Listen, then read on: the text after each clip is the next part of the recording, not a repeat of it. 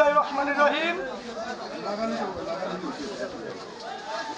তারুণ্যের অহংকার দেশনায়ক তারেক রহমান এবং আমাদের মানুষের নেতা বাবু বর্ষচন্দ্র রায় ও আমাদের অগ্নিকন্যা অ্যাডভোকেট নিপুণ চৌধুরীর নির্দেশে আমাদের অত্র এলাকায় খেজুরবাগ, চরমিয়াবাগ, নিষেধাজ্ঞা আরোপ করে যে কোনো ব্যক্তি কোনো ধরনের বিশৃঙ্খলা, লুটপাট, সন্ত্রাসী কোনো ধরনের কর্মকাণ্ড করলে আমরা এখানে যারা সিনিয়র নেতৃবৃন্দ আছি আমাদের অবগত করবেন এবং বহিরাগত কোনো লোক আমাদের এলাকায় এসে কোনো ধরনের সন্ত্রাসী কর্মকাণ্ড করলে তার বিরুদ্ধে সরাসরি অ্যাকশন নেওয়া হবে।